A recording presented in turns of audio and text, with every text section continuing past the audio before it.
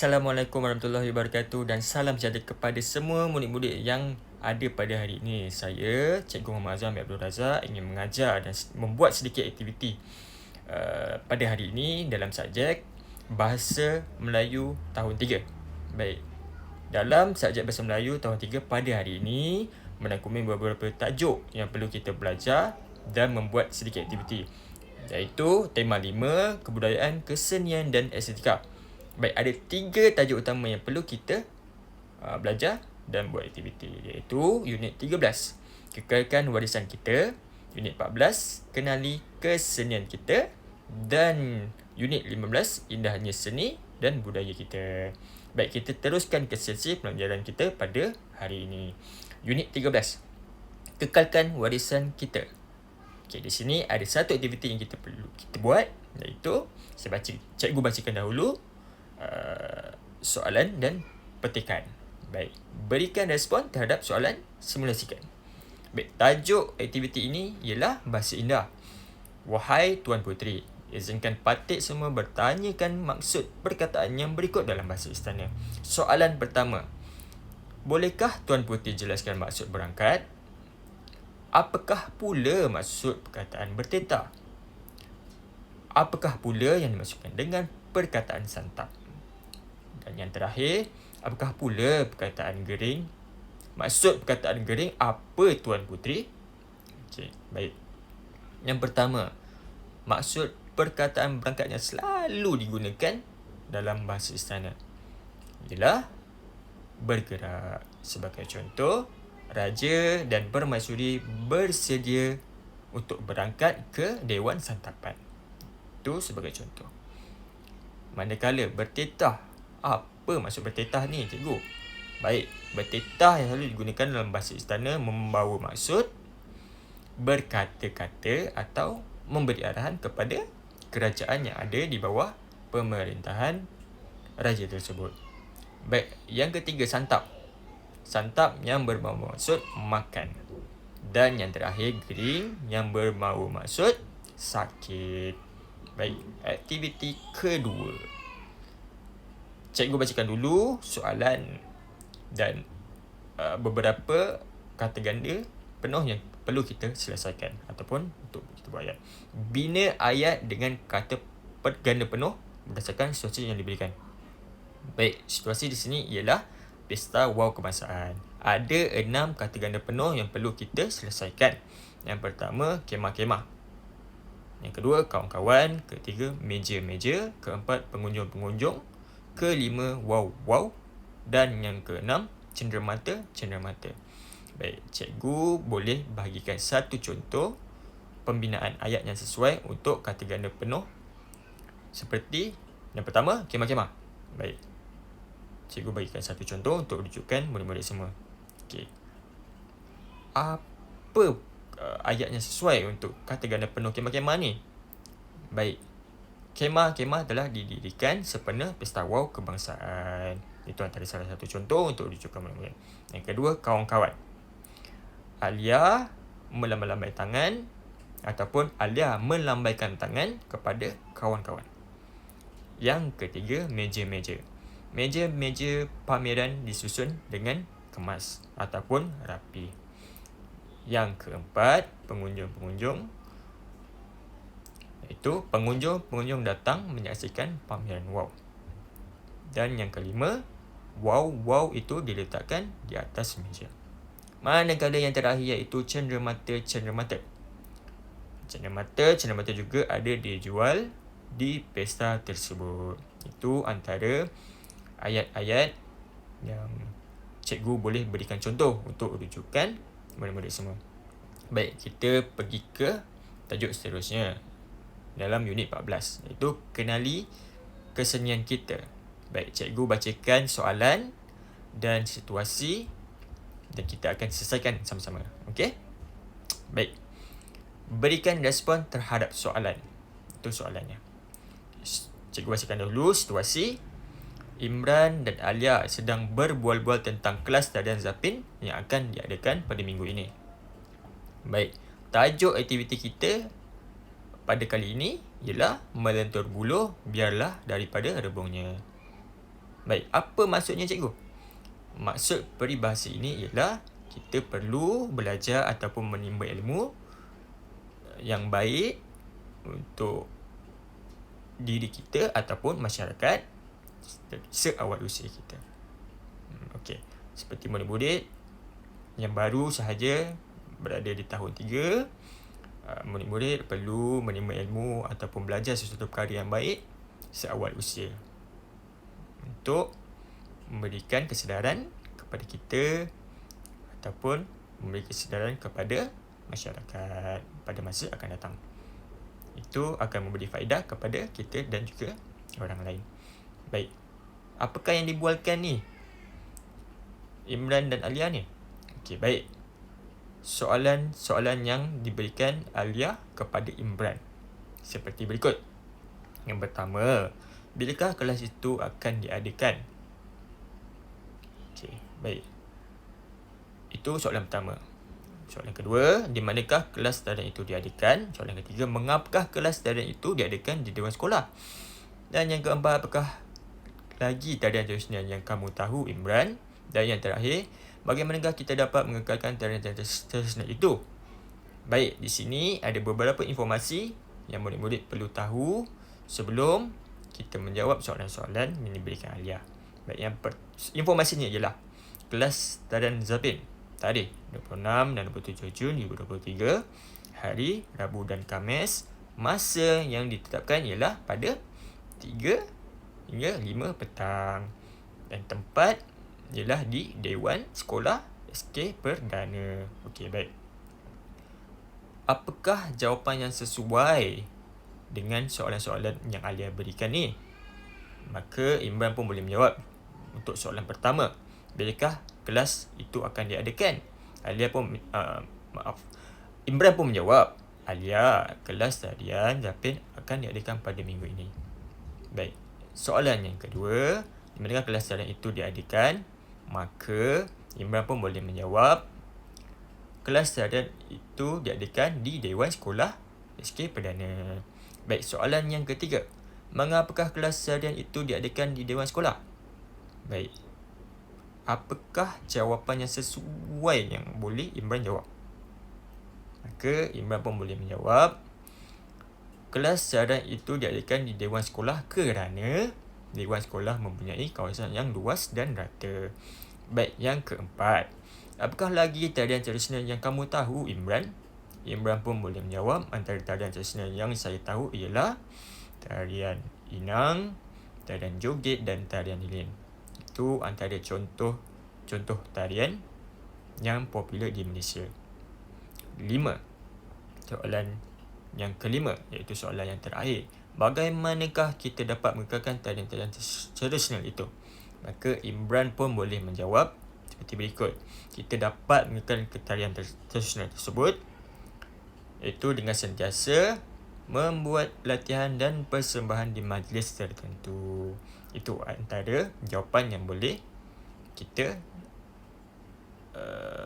berikan kepada Alia. Okey, kita teruskan ke aktiviti yang seterusnya, itu aktiviti 2. Cikgu bacakan dahulu soalan dan petikan serta jawapan-jawapan yang disediakan. Baik, di sini isi tempat kosong dengan kata ganda sepada yang betul. Di sini cikgu nak kamu semua isi jawapan yang sesuai di dalam petikan ataupun ruangan kosong yang disediakan. Baik, cikgu bacakan dahulu. Jom kita isi sama-sama. Okay? Baik. Alia pulang ke kampungnya pada cuti penggal yang lalu. Tuan Haji Latif bin Sulaiman, Datuk Alia seorang tukang rumah tradisional. Baik. Di sini di tempat kosong. Apakah jawapan yang sesuai? Yang dilakukan oleh Datuk Alia. Baik, apakah jawapan sesuai? Alatan yang digunakan oleh Datuk Alia ialah tempat kosong dan pengentam. Apakah jawapan yang sesuai? Jawapan yang sesuai ialah sesiku dan pengentam. Baik, peringatan seterusnya. Pada waktu pagi, Alia sering membantu neneknya membuat kuih-muih tradisional seperti buah Melaka. Buah Melaka dibentuk seperti tempat kosong. Apakah jawapan yang sesuai? Baik, berbola. berbola adalah jawapan sesuai. Seterusnya, Alia juga membantu neneknya menyiram. Soalan kosong. Betul, sayur-sayuran yang ditanam di belakang rumah. Seterusnya, Alia suka. Soalan kosong. Betul, membelik-belik daun-daun sayur. Alia akan membuang daun-daun sayur yang nampak warnanya. Okey. Apa yang berkaitan dengan warna untuk jawapan-jawapan yang ada di atas? Betul, kekuning-kuningan warnanya. Nenek juga menanam ulam-ulaman seperti daun pudina dan daun selam. Neneknya ada membeli seekor ayam jantan. Ayam jantan itu suka benar. Apakah yang berkaitan dengan tanah? Betul, menguis-nguis tanah di kebun sayurnya. Pada waktu petang, Alia akan menemani neneknya berkunjung ke rumah jiran. Alia dan neneknya dengan jiran tetangga. Amalan tersebut dapat mengeratkan semangat kejiran di kampung itu. Baik, apakah jawapan yang sesuai untuk kita mengeratkan silaturahim? Iaitu bersalam-salaman. Betul. Baik, kita pergi ke tajuk yang terakhir iaitu unit 15, indahnya seni dan budaya kita. Baik, cikgu bacakan dahulu soalan dan petikan ataupun dialog bersama nenek dan Alia. Baik. Aktiviti 1 dalam tajuk unit 15 ini, berikan penjelasan secara bertata susila, kemudian lakonkan. Di sini kita ada beberapa gambar untuk kita jadikan rujukan, iaitu perhiasan diri tradisional. Kat sini ada 5 jenis perhiasan, iaitu anting-anting, dokoh, pending, cucuk sanggul, gelang tangan. Baik, jom kita sama-sama baca petikan ataupun dialog Alia bersama neneknya. Okay, baik. Nenek. Alia, mari nenek tunjukkan alat-alat hiasan tradisional nenek yang masih tersimpan elok. Di sini, nenek ingin menunjukkan barangan perhiasannya kepada Alia. Maka Alia pun boleh menjawab. Cantiknya. Tempat kosong. Perkataan yang sesuai ataupun ayat yang sesuai yang boleh dinyatakan kepada neneknya ialah, cikgu bagikan satu contoh. Seperti, cantiknya alat-alat tradisional ini, nenek. Itu antara salah satu contoh. Kedua, cikgu teruskan dengan dialog ini. Nenek.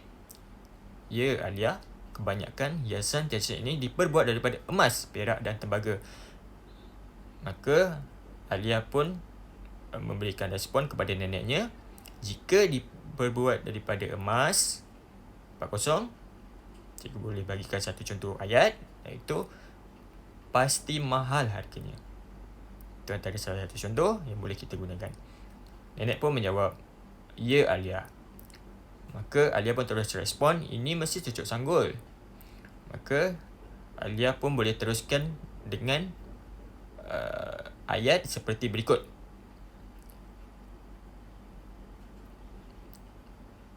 Pending digunakan di bawah pinggangnya. Selepas itu, nenek juga terus respon, ini pula namanya dokoh. Alia pun memberikan responnya, iaitu dokoh digunakan seperti rantai di leher. Nenek pun terus memberi respon dan terus menunjukkan alatan perhiasannya, iaitu untuk nampak lebih bergaya, nenek juga memakai anting-anting dan gelang tangan. Alia pun terus respon, gelang tangan cantik digunakan di kedua-dua belah tangan. Baik, seterusnya, betul Alia. Alia pun meneruskan lagi menunjukkan barang perhiasan neneknya. Anting-anting pula digunakan sebagai hiasan di telinga. Maka neneknya pun memuji Alia. Bijak cucu nenek. Maka Alia pun boleh menjawab, terima kasih nenek. Baik. Itu adalah contoh-contoh ayat yang boleh kita letak ataupun kita bina untuk respon kepada perbualan tersebut. Itu aktiviti 1. Baik, kita teruskan ke aktiviti kedua dalam unit 15. Cikgu bacakan dahulu soalan dan petikan. Baik, pilih penggunaan kata yang tepat. Tulis semula ayat dengan jawapan yang betul. Di sini tajuk kita ialah tapak warisan. Baik, di sini adalah sepucuk surat yang diberikan Imran kepada Jason. Baik, cikgu bacakan dahulu. Imran bin Ismail, alamat nombor 303, Taman Setia, 75,450 Air Keroh, Melaka, 26 April 2023. Baik, cikgu bacakan dahulu petikan. Menemui sahabatku Jason yang berada di Woodlands, Singapura. Semoga saudara dan keluarga sihat dan ceria. Saudara mengucapkan terima kasih kepada, baik, antara saudari ataupun saudara. Saudari ini ialah kata ganti kepada, betul, perempuan. Manakala saudara kata ganti kepada lelaki. Maka jawapan yang betul ialah saudara. Kerana masa sudi berteman atau bersahabat. Di sini berteman berbau maksud. Kalau berteman ni berbau maksud berkasih ataupun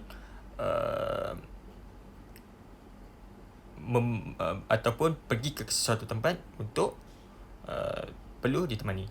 Manakala bersahabat ialah berkawan, bersahabat. Juga seperti murid-murid semua, berkawan atau bersahabat yang rapat. Baik, di sini Imran dan Jason ialah berkawan rapat dan sesuai jawapan di sini ialah bersahabat. Baik, cikgu teruskan. Okay. Kerana masih sudi bersahabat dengan saya. Seterusnya, dalam email tempoh hari, saudara menyatakan bahawa saudara mahu belajar atau mengetahui. Baik, di sini sesuai ialah mengetahui perihal Bandaraya Melaka. Kenapa kita pilih mengetahui daripada belajar? Kerana mengetahui adalah sesuatu yang tidak formal ataupun memberitahu informasi kepada seseorang secara tidak formal atau yang sentiasa kita lakukan bersama sahabat-sahabat kita. Baik, cikgu teruskan. Melaka diisytiharkan sebagai bandaraya bersejarah pada 15 April 1989. Pada 7 Julai 2018, UNESCO mengiktiraf bandaraya tersebut sebagai tapak warisan dunia. Sejarah Kesultanan Melayu Melaka bermula dengan kedatangan para miswara yang berkuasa atau memerintah. Di sini kita boleh gunakan memerintah pada tahun 1400 hingga 1424. Judul, okey, seterusnya judul atau nama. Melaka diambil sempena nama pun tempat para miswara. Okey, di sini kita ambil, baik, betul, nama. Nama Melaka diambil sempena nama pohon tempat para miswara berteduh. Pada ketika itu, satu perkara yang ini unik ataupun pelik. Kita boleh pilih antara dua. Baik, kita pilih unik. Itu unik berlaku. Iaitu seekor kancil putih telah menendang anjing raja. Kesultanan ini memerintah Melaka selama 110 tahun. Baik, seterusnya, Empire Melaka mencapai kemuncak kuasanya semasa pemerintahan Sultan Mansur Shah. Dalam tempoh tersebut, datang atau muncul. Baik, kita gunakan muncul nama-nama hebat seperti Tun Perak dan Hang Tuah yang merupakan prajurit atau pahlawan. Baik, kita di sini kita gunakan pahlawan, iaitu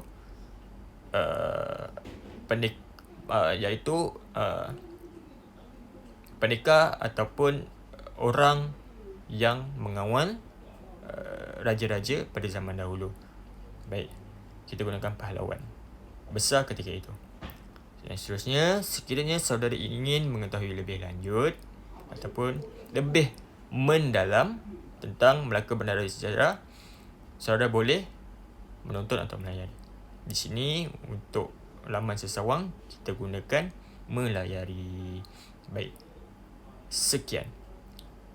Baik. Itu sahaja aktiviti kita pada hari ini dan pembelajaran yang kita boleh lakukan pada hari ini. Kita akan berjumpa pada kelas akan datang, iaitu pada minggu hadapan. Baik. Ada apa-apa soalan, boleh bertanyakan kepada cikgu. Cikgu akan cuba jawab dengan kadar yang segera, dengan sehingga murid-murid semua faham apa yang kita belajar pada hari ini. Baik.